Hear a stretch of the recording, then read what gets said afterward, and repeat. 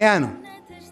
አባቷ ቴዎድሮስ ይባላል። እናቷ አትናስያ ትባላለች። አጋታም ይላታል በሌላ ቋንቋ።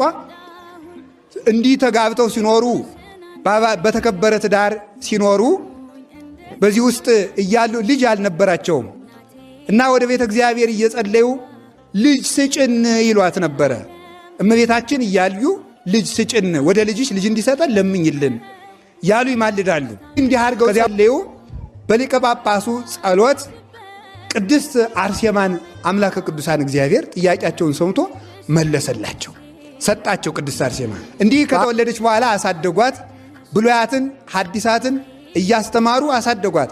12 ዓመት ሲሞላት ባላጩላት። እሷ አላገባም ማለች። ሰርጉ ተደረገ። ድንግልናዋን ጠብቃ ወደ ደብረ ደናግል ገብታ በደናግል ቦታ እየተጋደለች እየጸለየች መኖር ጀመረች።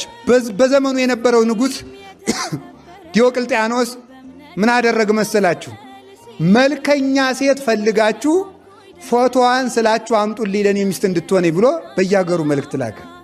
መልእክት ሲላክ ሲፈለግ የቅድስት አርሴማ መልኳ እጅግ ያማረ ነበረ። በእውነቱም እንዲያውም መጽሐፍ ሲገልጣት ዓይኗ እንደ ኮከብ የሚያመራ ከንፈሮቿ እንደ ሮማን ፍሬ ያማሩ ነበሩ።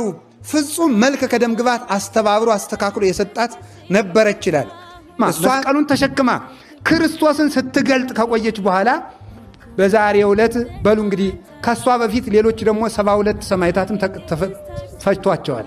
ከዚያ በኋላ ተከትላ መስቀል ውስጥ እንድትገደል የሞቷ ደብዳቤ ተጽፎ ወደ መካነ ምቅታል ወሰዷት። ከዚያ ሊገሏት ከዚያ ስትደርስ ደስ አላት። ፈጣሪ ኢየሱስ ክርስቶስ ሆይ ሩጫዬን እንዲጨርስ ስለረዳኸኝ አመሰግንሃለሁ።